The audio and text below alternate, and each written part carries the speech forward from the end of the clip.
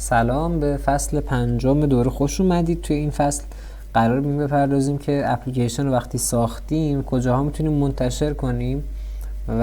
انتشار اپلیکیشن تو مارکت های ایرانی و کلا مارکت های اندرویدی به چه صورته. خب ما داخل کشورمون دو تا دونه پلتفرم داریم که اینها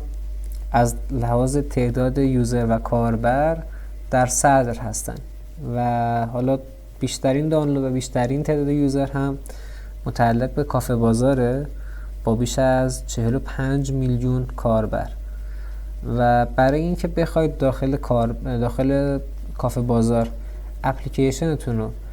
منتشر کنید نیازه که بیاید یک حساب توسعه دهنده داخل کافه بازار ایجاد کنید. داخل مارکت هم دقیقاً به همین صورته و اونجا هم باید حساب توسعه دهنده داخل هر مارکتی شما برید بعد برید یک پیشخانه به پیشخانه توسعه دهندگان اون مارکت و بعد ساخت حساب کاربری برای توسعه دهنده رو بزنید و اطلاعات حقیقی خودتون رو پر کنید اونجا. و هر گونه سوال یا ابهامی داشتید وقتی حالا داخل این صفحات توسعه دهندگان بازار یا به سراغ مارکت اینجاها برید، همه اینها رو اومدن با راهنما و قوانین انتشار و تبلیغات که میتونید داخل اپلیکیشن بذارید کامل براتون توضیح دادن و مثلا چرا باید کافه بازار رو انتخاب کنید. یه سری دلایل مزیت‌های خودشو گفته کافه بازار نسبت به بقیه مارکت ها و مثلا من روی قوانین انتشار میزنم وارد یه لیستی میشه که مثلا میگه آیکون پیش‌فرض باید فلان باشه. روی قوانین که بزنم مثلا میاد ریزتر بهم میگه که محتوا چه خصوصیاتی باید داشته باشه، مالکیت فکری یا کپی رایت باید چه جوری باشه و میگه که اینجا مثلا میاد اپلیکیشن های ممنوعه رو مثلا نام میبره و این اتفاقات رو شما باید حتما داخل اپلیکیشنتون رعایت کنید. این قوانین چیزهایی هستن که اگر شما حساب توسعه دهنده بسازید اپلیکیشنتون رو ارسال بکنید اما قوانین انتشار مارکت ها رو رعایت نکنید اپلیکیشنتون داخل اون مارکت گذاشته نمیشه و اونها رد میکنن اپلیکیشن شما رو. پس حتما قبل از اینکه بخواید کار خودتون شروع بکنید یه نگاهی به صفحه قوانین انتشار و راهنمای توسعه دهندگان کافه بازار و مارکت به عنوان بزرگترین پلتفرم های دانلود اپلیکیشن و بازی اندرویدی داخل ایران بندازید و حواستون باشه که دارید چه جور محصول تولید میکنید و قوانینی که باید رعایت کنید چه چیزهایی هستن. غیر از این مارکت های دیگه هم هستن که من به اونها اشاره نمی کنم، معمولا تعداد یوزرشون پایین تره و زیاد به درد ما نمیخورن.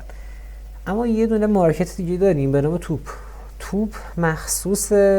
مادر و کودکه، یعنی جامعه مخاطبش رو این دوتا گروه مشخص کرده و اگر اشتباه نکنم متعلق به همون تیمیه که خوش پلاس رو ساختن، همون اپلیکیشنی که یه نرم افزار تحت ویندوزی که میشه باشه اپلیکیشن های اندروید ساخت و توپ خیلی مخصوص و اختصاصی رفته سراغ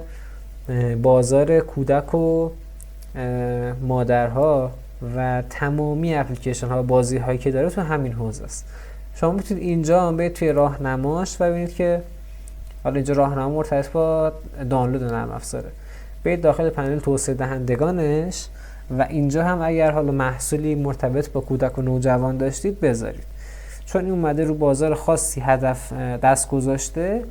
شما اگر محصولی مرتبط با این دارید اینجا بذارید به نظرم اتفاق مثبتیه و کاربران اختصاصی خودتون رو سریعتر پیدا می‌کنید و توپ هم بهش سر بزنید و فکر می‌کنم اتفاق جذابی باشه که از تیم توسعه دهنده خوش پلاس اومده. من واقعا نمیتونم داخل این ویدیو توضیحات خاصی بدم چون دائما قوانین و چیزهایی که داخل این اپ استورها مشاهده میکنید در حال تغییر و آپدیت و یه سری قوانین هستن که همیشه ثابتن و اینها مشخصن، مثل اینکه کپی رایت رو رعایت کنید، نمیدونم نرم افزاری که تولید میکنید از رابط کاربری خوبی بهره بگیره، نمیدونم تبلیغات آزاردهنده نداشته باشه، ویروس نداشته باشه، امنیت و حریم خصوصی کاربران داخلش تضمین شده باشه. یه سری قوانین تیپیکال وجود دارن داخل همه این اپ استورها و اینها خواهند بود تا سالیان سال. اما یه سری قوانین هستن که دائما روز به روز در حال آپدیت هستن و بسته به قوانین اون کشور هم دارن تغییر میکنن. پس پیشنهاد میکنم هر جا که خواستید اپلیکیشنتون رو منتشر کنید قبلش برید به اون سایت و پنل توسعه دهندگانش سر بزنید، ببینید که باید چه قوانینی رو در طی ساخت اپلیکیشنتون رعایت کنید. امیدوارم که این ویدیوی کوتاه در طول ساخت محصول به دردتون بخوره و بتونید بهترین بهره رو ازش ببرید. انشالله که بتونید با آموزشایی که توی این دوره دیدید یه اپلیکیشن باحال با محتوای جذاب کاربر پسند بسازید و امیدوارم اصل‌هایی که در طول این دوره بهتون آموزش دادم در طول این مسیر به دردتون بخوره.